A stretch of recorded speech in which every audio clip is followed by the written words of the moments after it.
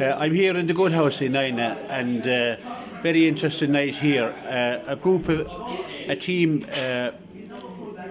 from Gortbofearna have come together. They played back in 1962 in a school tournament which involved Gortbofearna, Ina and Clonanahan and Mount Callan were joined together, and they had a tournament, and Ina were red hot favourites, but these lads had other ideas from Gortbofearna school, and they came out on top.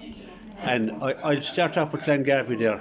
Glenn, you tell me another little bit about how the tournament got organised, or what? Well, the year was 1966. Sorry, 66, I was just yeah. home teaching in Gortbofearna on the 1st of July 65.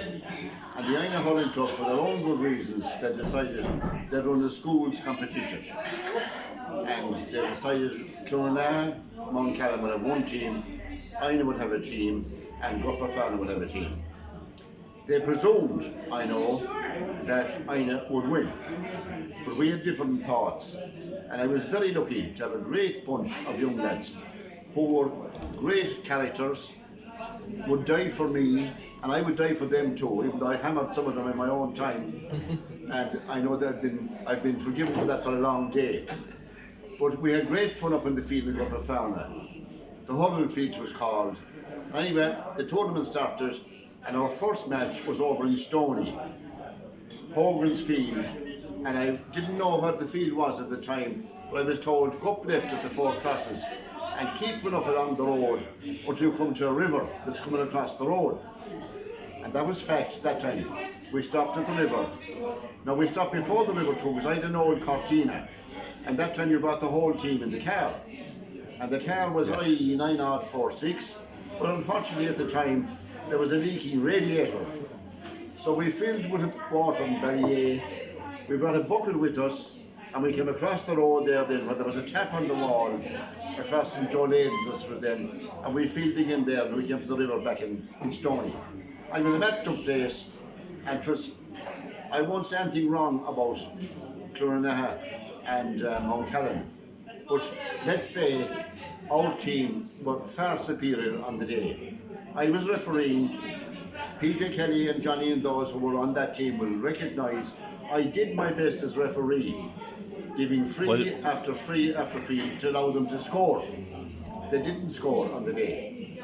Okay, over and done, we come back and we play Ina in Ina, below in JJ Keaton's field. A few times during the match, the ball went into the river. The famous Bushy got to hook it in again and start all over again. That was grand. But the match finished that day with the ball getting lost in the middle of the field in a hole of muck. I think it was Tom Hogan who was there, will verify that. But we won that, and that was grand. And there was one Sunday, and I was at a funeral in Steinman with my father, not missing him, and my wife, Marie. And we came home to our house after the funeral. And Chris Dixon, our Commissioner Soul, came running over in a fierce fullstop and said, Flann, go up quick, she says, the Inas are above on the hurling field. Imagine being in a final and not being told the match was on. Think about that one. So my brother Paddy, our Commissioner Soul, was there on the same day. So one of us went east in the car and the other one west in the car to pick up the lads, and the times being simple as they were, everybody was at home. So we lined up with a full team. Arrived above in the hurling field, and the Ina people were there, Tom Harvey being the boss, and a few more. PJ Wing was one of them, I remember, Michael McGuire was another. But they were there, and first of all I asked them, why wasn't I told the match was on? And I was told out straight, bluntly, this is a final. I said, it couldn't be a final, they said. Like he played Mount Callan, Clonanahan, or they're going to walk over them, grand, I said. But we've played you in Beachy, your own ground, I said. So if you win today, it is a draw, we'll play in a neutral ground for a final. No, wouldn't be heard of. Anyway, we decided we'd play, and the next row, and it was a real row, and there was crosswords exchange, who's refereed, and not Mr. Tom Harvey, he said, he's refereed. And I said, you won't. So then, make a long story short, great deal was made.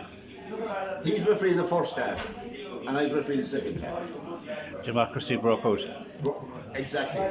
The game went on, and I were good in the first half. Michael Gorman there and colleague from this pub here, Dean Mack, had a great tussle over the rushes and so on. That went on too. But anyway, half time came and I were leading, and they were very confident, I thought, by them. But they didn't realise what was coming. There were three things coming. We had the hill, and the ridges that were in the hill. We had the fall of ground, as they say, but there was a terrible thunder and lightning storm coming as well, and I was refereeing the second half. Democracy. So anyway, I told the lads at half time, look at lads, if knuckle down to now, let fly, hit everything, you're going to win it. That was it. So the game went on and the boys turned on the power. They were excellent. And after a while we were winning well, and next thing the rain poured down and there were electric wires going across the field as well. And next thing there was this terrible flash of lightning on the wires and a big clatter of thunder simultaneously. Dan McCarthy went to his knees, dropped the hurley right beside me, said, "Check your son," he says, "call it off." To which I roared, "Get up, get up!" Anyway, went on and we won well. Can I also say we've lost two of that team, Michael Dixon and Brendan Darren, two lovely fellas, two great hurlers. Yeah. Missing tonight are, so far anyway, Noel Hines, Michael Griffin, Michael Vaughan, Dan McCarthy, Sean Hurley. Is that it? Sean Hurley couldn't come. That's it. Yeah. So they're missing, and we missed them. Of course, we'll meet again. But I was so blessed to have such a talented group of lads that they were on fire, and you know, I was one of themselves. I was only 21 at the time, and so I was as mad as they were, and I think they loved that too. And that's my scale, and I'm delighted with the lads here tonight. Thanks, Glenn. Well, you paint a very colourful picture there of that day you had between thunder and lightning and rivers and leaking radiators. Joel, you were a part of that team, of course. You were a young lad back in those days. Well, really, as Fran said, what stand out in my mind was the row between the two refs. This what stands out for me. No one knew who was going to referee this match. Yes. And there's what the hassle really started. So was it going to be Tom Harvey or Fran Garvey? So Tom refereed the first half of it. And of course, Flan refereed the rest half of it. But we got the best half because we had Flan on our side. He had Flan in the hill. He picked the wrong half, the referee really. But that's my memory of that match anyway. There's a general election going on at the moment, and I'd say there's a lot of rivalry around the area, but nothing to compete with those two referees. Unfortunately, God be good to Tom Harvey, a great eye in the man. He's not with us tonight. Yeah, he was. Yeah, absolutely. Michael O'Gorman, what's your recollection of that game? Well, what I really, Lee Mack and myself, like in fairness, either of the two of us was, not really great hurlers, But he met for me anyway, and I ducked him, and he went off out with the fall, and out over a big bunch of Russians and upside down. So far I haven't heard any mention of the ball being actually played, but anyway. Leonard, you were a young scrawny lad that time. Tell me a bit about your experience on the day. Well, I suppose the first thing I'd say is it's great to be here to remember those times, I suppose, and thanks to Flan for organising it, and unfortunately a lot can't be here, so you can never, I suppose, get it for that. But one thing that I think is, even today, and we're coming to the club finals on Sunday, and you'll hear a lot about teams knowing each other's play, knowing who does what, taste, whatever. I think from our goalie to our full forward, you couldn't get a better placed team in terms of uniqueness. Long before Nash of Cork was finding his guy with a ball, this man was unerring in a puck-out. Somebody always got the ball. There was somebody always in it. That wasn't by accident. That was by very, very shrewd movement on the team outside. we also had a guy who wasn't here tonight who played in the wing back, Michael Bach. And his skill was it caught to somebody when he's taking the sideline. It could be Donald and hitting for you. But Donald knew well he was the deep guy. Ball went in the other direction for which there was somebody ready. And combined with the team, there was that uncanny understanding of who was going to do something with him. We knew if Malachy got a ball where he was headed. We knew if Dolan got a ball where he was headed. And we knew if he got a ball, it wasn't going any further. So I fitted in between them. I wouldn't say there was anything better or worse, but we certainly would have done, what we would have loved is the tuition that's going today to the young fellas and I suppose the coaching we would have absorbed. But as it was, we had enough to get by to beat a few. That was boasting a little bit too much. I think he had probably more stats than Davy Fitzgerald ever had, according to what you has just explained there. But, we also had in our exploits. We had some great friends outside of that now, and there's some of them here tonight. Dominic Keating is here now. Yes, right. I became a lifelong friend with Dominic, even though we had many a dangerous tussle down in that monkey field. Yeah. I was reminded yesterday at a funeral mass of a guy that I marked down in Kilmamona, who went on to play and give great service to Kilmamona. And likewise, people from Clonanaha and Mount Cannon. We became lifelong friends and we would always come back to those matches inevitably, and we always had a great old fondness for tracing it and remembering it, and I suppose we'd always remember. yeah, I suppose it must be remembered in those days, people didn't meet as often. You mightn't have met them in from Mount Cannon as often as people meet today. You wouldn't meet them at all probably, you wouldn't have known them as Meet much. them at all, but the funny thing about it, bear this in mind, we were only a year or two into using proper hurleys. We began, before Flan came to our school, we began playing a form of hurling which goes back to the early decades when you call a spiot, which was a long little piece of blackthorn with a knob at the end of it, and it was cross-country hurling.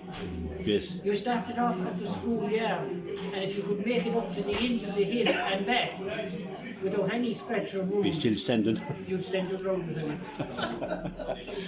Very true. You were saying you'd love to have the coaching of today. Yes. But probably something you had, all of you probably had, was that you were all hard workers. I'm sure you all worked hard and were very active, like between the bog and the meadow and with cows and cattle and everything, as opposed to maybe today's young fellas is probably a bit different. You got up in the morning and you had to bring a bucket of water, if not two, from the well. You had to bring a bath of hay if it was in the middle of winter out to the cattle before you had your breakfast. Yeah. You walked to school. You probably, they're talking of having Fitbits now and counting the number of steps they're taking. There probably wasn't room in a Fitbit for all steps. Probably wasn't. His sister tried to knock us in the school. That's on the yard. counter. Who owns it? Huh? Oh, mine. Yeah, there's a lady coming through with some refreshments there, but But she failed and she tried to lure us by teaching us poetry. But we had our own version of poetry. And I remember Jimmy Condon and Brendan Davin, God be good to both of them. We were into cowboys and Indians. We had never seen a cowboy and Indian. well, I always knew there was a lot of cowboys in it, but I didn't know there was Indians too. There was Indians and nothing going there. But it was a question. It was a question of making sure that you knew the territory that you were in. Yes. And as Frank said, the field that we played that hurling match in, that Thunder and Lightning game that you were in, was an old famine field where they sowed the potatoes, and the ridges from that period were there. Yes. And we had an uncanny way of knowing where the ball, if it bounced off a side, where it was likely to go. You knew the lie of the land, in other words. So it was a perfect spot to meet our opponents. Yeah. So we had the inside knowledge. You had the inside knowledge. You had not alone had you a good referee, but you had good territory as well. We had democracy at its best. Tom Hogan, Tom, you were in goals that day. The goals for half the match. For half the match. We played outfield in the second half. All right, yeah. My memories, and someone should say, of the actual matches that we played, my memories of the training that we did and doing press-ups and videos. I believe We were fit. you would have been fit, absolutely, yeah, naturally fit and well toned up. And, Doing the stretches and press-ups made us fit. But Yeah. my memory of the second half was taking a line ball on the right-hand side, and the ball kind of flew up in the air, and John Cool caught the ball. and threw it back to me again, and I'd taken the second time. I know. I think the truth is, I think this is going to have to go to a rematch. Tom, could you ask me one question? I'd say in 1966, playing in goals, even for a half a match, was a dangerous occupation. Very dangerous. You had one good man in front of you. You would want to have a good man in front of you, yeah. We were doing backs and forwards one day in the springtime. The field was lovely and dry, and a lovely ball came in for Brendan Devon, and it broke about 10 yards in front of me. And Brendan let fly, and the ball hit me in here into the eye and turned me upside down. The ball trickled over the line, and Francis, you should have cleared the ball before you Before fell. you- I'm going to get you playing with the hurling. There was no mercy. And you should have been right, Tom. It was an awful thing to say, but That's it. Michael O'Loughlin, where were you playing in the day? Malachy O'Loughlin, sorry. I'm not sure, but my memory of the tournament, well, my start memory was playing in Ireland against Minor. And best part of that game, well, I remember the scores, but the best part of that game was all the watch in the middle of the field. And I remember I destroyed three legs, including one of my own. Up in Gortbofearna. I remember the round before the game. I don't remember much of the game. But like Tom and the line ball, I remember Peter Davin putting one over there. It was like something you'd expect Johnny Baker to do years later. Yes. Yeah. What the rivalry, would it have been intense? Like, would it have been, you had to win? The rivalry was shocking. Yeah. It was intense. I don't think it happened today. Yeah. There wasn't bitterness. There was. Could be equal to a Tipperary Kilkenny or maybe a Clare Tip rivalry. There was no way you were going to lose. Yeah. You had to win. Yeah. When the parents at the match, would they have made their way to the match, or was it just amongst yourself? Oh, no, I don't know about my own parents. My own parents, I don't think they were supposed. Yeah. Was it played? There was a lot. they didn't know. They didn't know. Oh yeah, they were only. The match was on. I had a bigger crowd at the match. Yeah, We had, Yeah. you know. because they knew it was on. They We came, didn't know. they came to collect the trophies. Was there trophies for the winners? That's how it always was in the past. There was medals for the winners. That's for the winners, yes. Do you all know who your medal is today? I had an idea where it is, but Well, of course, being the teacher, I got no medal. Well, Could I say just one final Yes. thing I didn't mention already? That is, that competition was never played before or never played again. well, I'm not surprised it was never played again anyway, was it? And I'm certain the reason it wasn't played again was because we won. Well, there's nobody here now unless PJ Kelly comes out. PJ Kelly, Munster Council, County Board, PJ, he's wanted. point of order. PJ Kelly, Dave Malone. PJ, you're wanted here to represent Munster, Leinster, so on. PJ Kelly played with Mount Callan Clonanaha that year. He did, yeah. PJ, sit down here. We just have a quick word with you. Okay.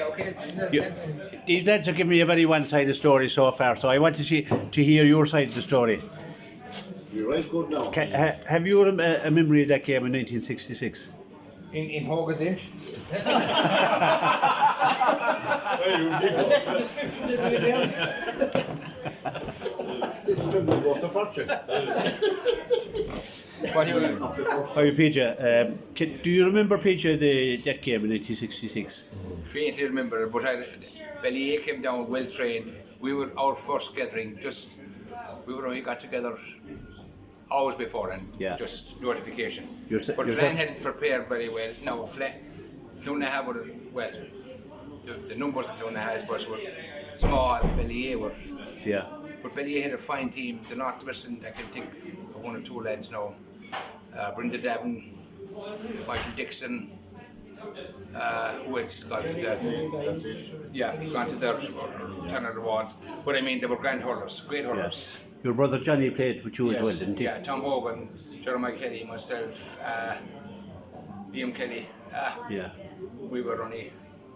Would this competition, I know Ina would have been a relatively young club at the time, would this competition have been a sort of a catalyst for bringing the Ina Hurling Club together? Glenn, do you think? Well, I suppose that was the intention, I think. I mean, it was a good idea. But it went wrong. Promoting the game. Yeah. It went wrong because we won. Yeah, well, I suppose. And I really believe that 54 years later, it was because we won it fell through. I'm convinced, for example, if we were beaten that day in Gortbofearna, that competition would have been run the following year, but it wasn't. Yeah. Well, that's of course that's the politics of sport, I suppose. That's it. Really. But you all became hurlers after that. Did you all play on after that? You play on after that, Donald? We played with Ina after that. Yeah, we played with Ina after that, and Tom Harvey would come up and he goes up and put us all into the van. Oh God, we'd all take it, and there'd be more than because we should be in the middle. You were skiving off. We had to go out of the middle, myself and this fella, and there'd be no one to save the head. Yeah. That'd be more problem. If there was rain threatening, it would be, more be serious. Hassle. Tom didn't mind. He loaded you up. Tom and Pack was all in. The hurling was more important for Tom. We played with Ina after that. Liddell, you went Tancher to hurling, didn't you? I With did, Ina. I did, I suppose. I was fortunate in so far as I was mad about hurling, number one.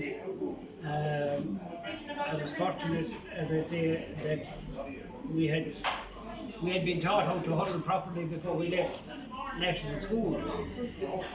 But you were talking there about the Island Club, which was something that kind of we weren't too into at all at the time. But shortly after that, Ina won the Clare Champion Cup. They also went to the county final of the junior championship, and they were beaten by St. Keys, which was a team from Kilkee. Or was it Mealy? No, Mealy 15 at the time. Mealy 15. 68. 68. They won the All-Round Cup in 68. That's right. And they were beaten in the county junior A final. They were beaten That's right. They were beaten, I forget the score line now, but they were beaten by 13 Mealy, who's two clubs now, on that occasion. But then they went back and played the All-Round Cup a week later and won the All-Round Cup. That was the competition. I mean, we had fine hurlers. You mentioned that team, PJ Hertz in the forward. Yes. I suppose if he was trained properly, and I say properly, if he had more interest and more, he'd be a county man. He'd be one of the county men that would stand out in my mind at that time. But from those 5 schools came the genesis of that Ina Kilnamona team now. Members of that Kilnamona team, and I met one of them yesterday as it happened, who we scalped one another down in Kilnamona during the course of that campaign. But we went, Ina up to under 21 were amalgamated with Kilnamona. Yes. And we went to a minor B final, were beaten. We went to an under 21 semi-final, were beaten. We were part, I suppose there was about 5 from Ballyea involved in that Irish team, very young. And just to show the difference, Michael Fitzgibbon was wearing a cap, which wasn't uncommon at the time. But it seemed ridiculous to us to see a fellow straighten the peak of his cap in second half when the sun was shining, he watching where the puck out was going. And we thought, this is ridiculous, this wouldn't happen in our It happened in our Ireland finals after. But there was 5 of that team that went on to represent Ina in the under 21 grades and on to junior. And if I'm correct, Peter, Ina went to 5 junior A finals and beaten in them all. Correct, yeah. Until a new regime came in '84.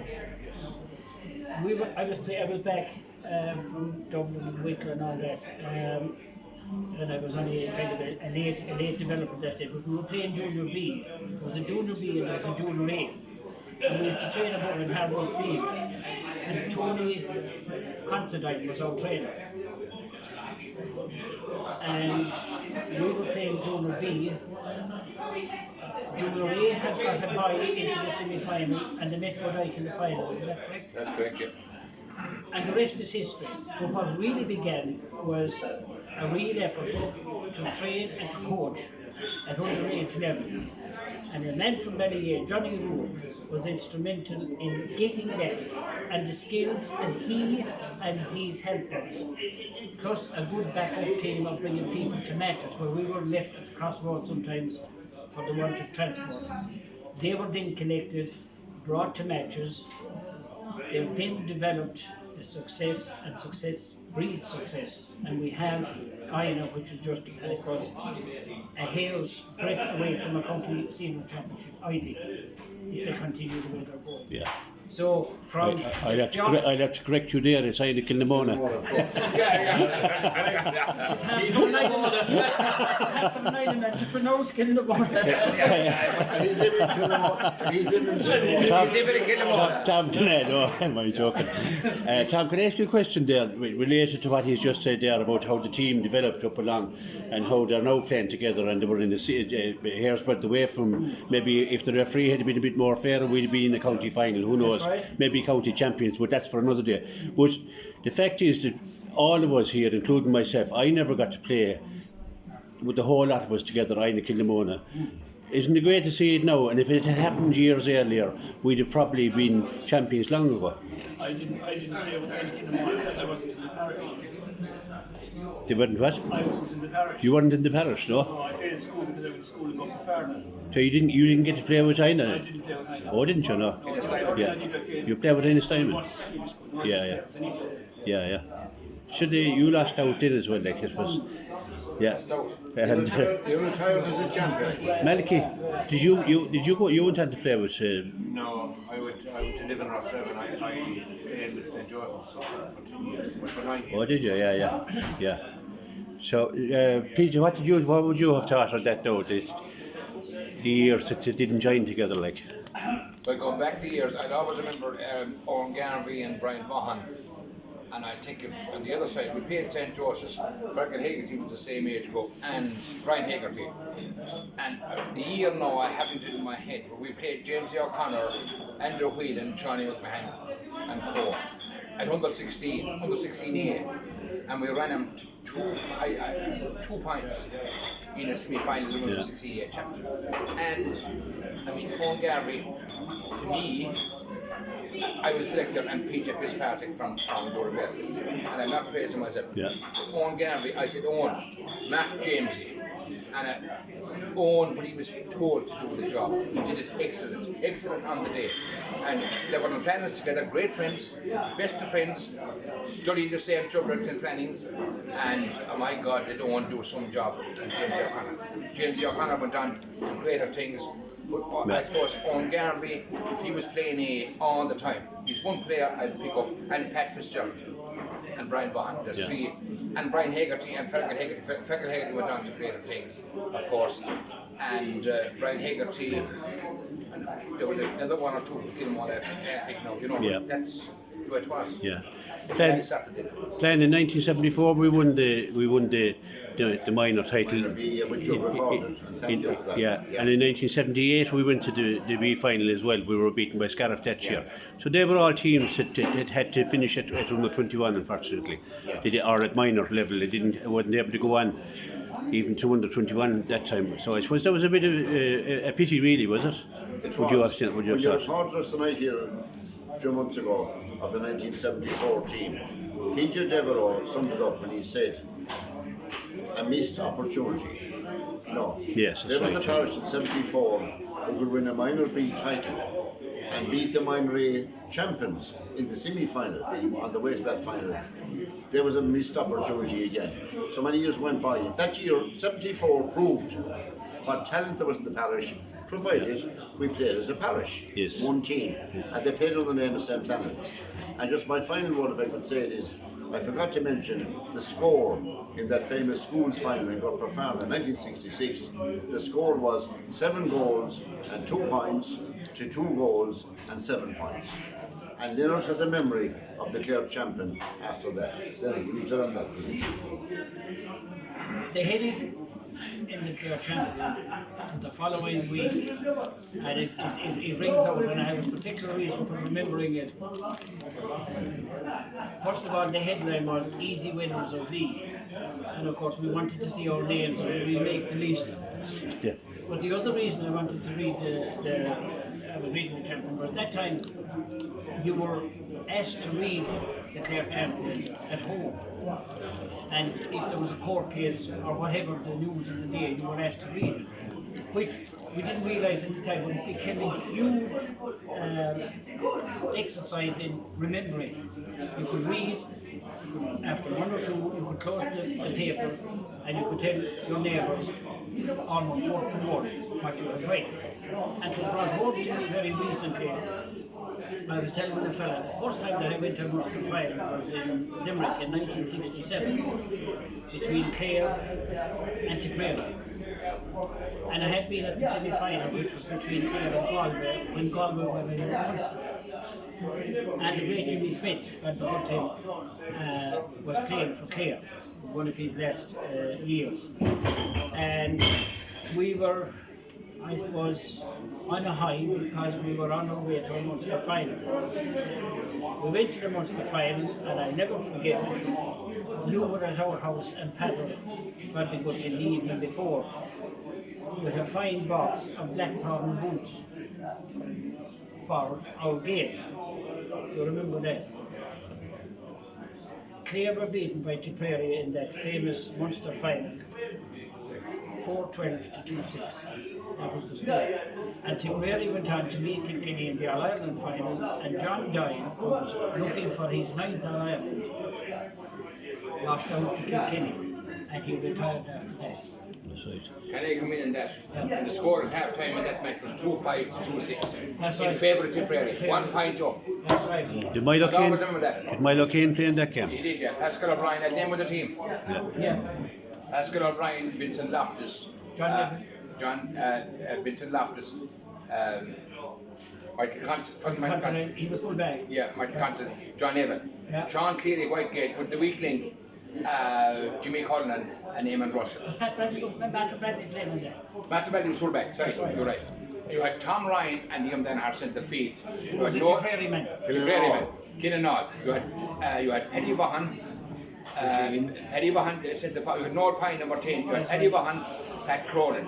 You had Milo Key, Nathan Jordan, Jimmy Smith and Milo Key. That's right. Jimmy McGee wouldn't remember a team like that. We both were better. And it was Nolan O'Dwyer playing. I know Lincoln was playing that day, but Nolan O'Dwyer was playing for Tip From Ballycity. from Ballycity. And I happened to meet some years later Nolan O'Dwyer. In those days, you told your way around the country. Right. And I happened to get a lift from Noel, and we made a lifelong friendship. Did you? And they're playing this weekend, And they'll win down there. hopefully. Hopefully. I'll be delighted. And it's the first time that Tipperary and Kilkenny are meeting in a senior club final, which has happened to me since 1971 when I Leonard, was can I ask you something? I have no memory whatsoever of the black cotton boots. What was that about again? Glenn, we'll have to cut it. We'll have to cut it. Because time is running out of it. But to keep us going. And just to jog your memory, you remember the famous flower pots that your father used to have value in outside on the front of the school? Yeah, They yeah. had to be brought out to be watered, they had to be brought in. Yeah. And in one of those episodes we were bringing him in, and I took a little piece of wet clay and I rubbed it across Tom Long's face. Oh, it's good lad. And of course I was blamed. And Tom Long was asked what happened, and he said, McDonough, he's after throwing after me. And I got laced inside. By my father. By you? Really?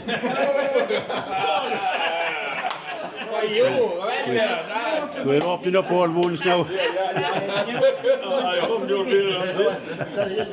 never play for him again.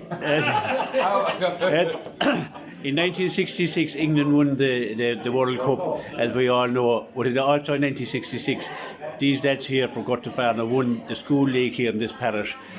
It was a catalyst, I believe, to the county semi-final of this year, of the year just gone by. And greater things have happened since, and we're all playing together now. And I think, fair play to you lads. It all has to start somewhere, and that was probably one of the beginnings anyway. And hurling is a great love in this parish, as well as our music and our folklore. And it's great for you to come along and tell your story here tonight. And for me, I'm just a year or two younger than you. It's great to hear the stories and I didn't know you were such blackguards, but they are. But thanks very much, lads. Really appreciate you all being here, and it's great to look back. Thank you.